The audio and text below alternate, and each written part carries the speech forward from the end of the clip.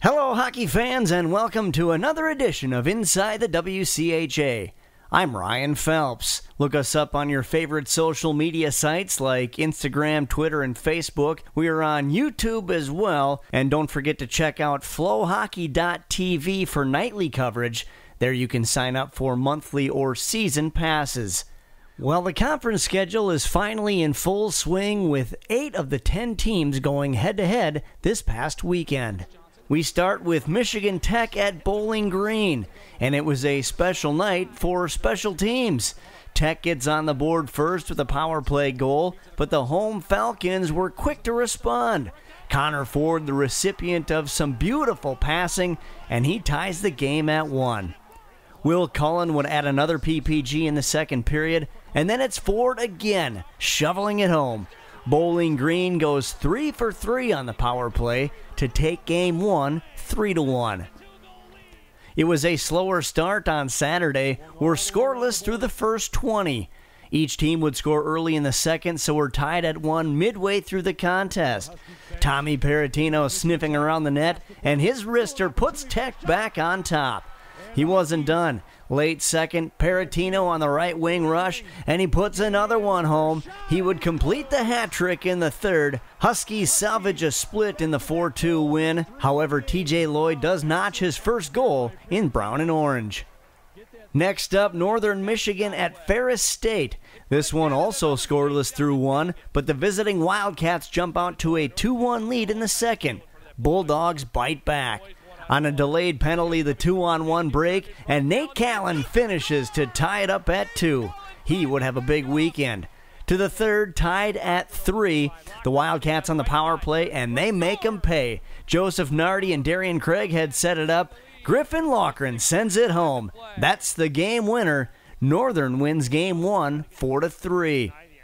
It was a wild one on Saturday. Ferris State down too early on home ice, but Oscar Andren finds Callan wide open to pull the Dogs within 1.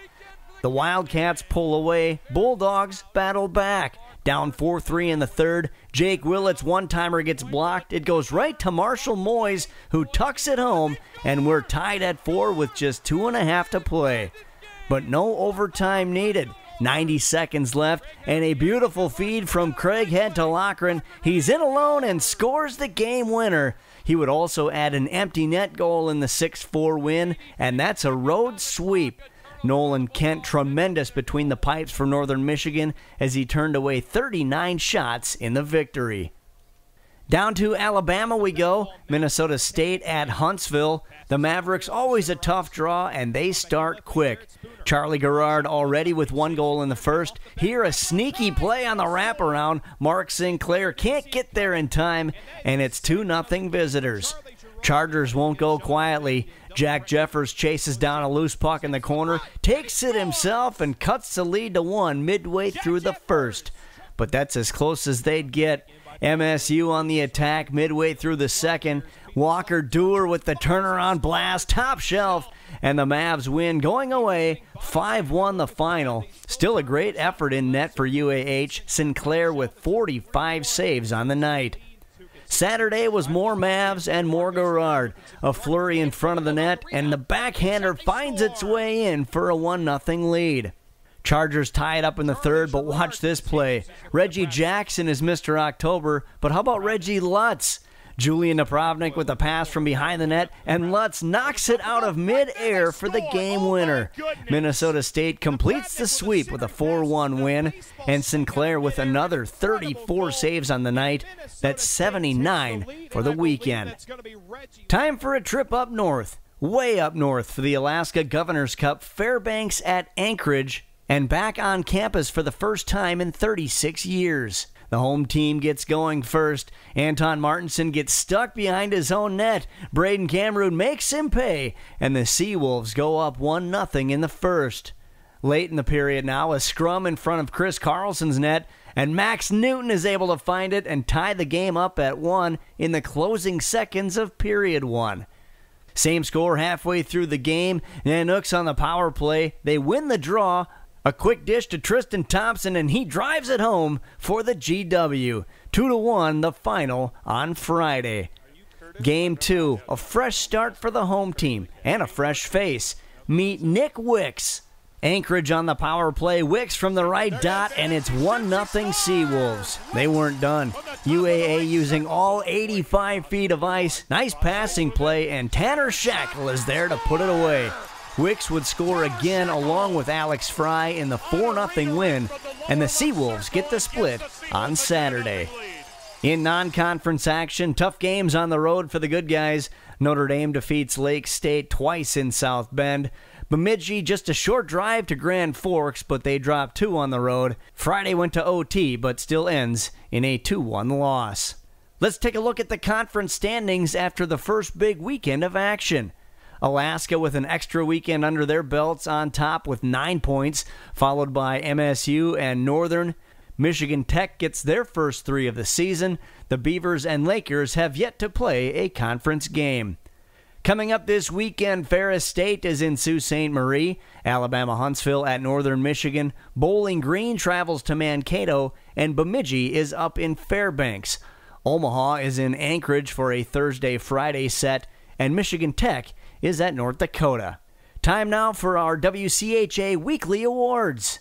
Our forward of the week is Griffin Loughran from Northern Michigan, who led the Wildcats to 2 wins to open WCHA play behind 4 goals, including 2 game winners. He posted the game-winning goal in Friday night's victory before storming back to net 2 in the final minute and a half Saturday night to boost the Wildcats to a 6-4 final. Our defenseman of the week is Nate Callan from Ferris State, who produced 3 goals in the Bulldogs' weekend WCHA series with Northern Michigan. Callan's 3 points included a power play goal and 2 even-strength tallies for FSU in the 2 close contests. Our goaltender of the week is Nolan Kent from Northern Michigan. He recorded a career-high 39 saves in the Wildcats' 6-4 win over Ferris State on Saturday. In his first WCHA conference win, Kent stopped 17 shots he faced in the opening period to catapult the team to a 4-1 lead through the first 20 minutes of play. He also kept his team in the game on a huge 5-on-3 penalty kill before stopping a flurry of shots late in the game. And our WCHA Rookie of the Week is Nick Wicks from Alaska Anchorage. He was a major factor in the Seawolves' 4-0 victory over in-state rival Alaska on Saturday evening. He scored twice and assisted on a 3rd goal as Anchorage capped off its first weekend of on-campus play for UAA in 36 years. As the conference schedule heats up, don't forget to check out flowhockey.tv, where you can watch live action and sign up for monthly or season passes. That'll do it for now. We'll be back with more next week. This has been Inside the WCHA. I'm Ryan Phelps.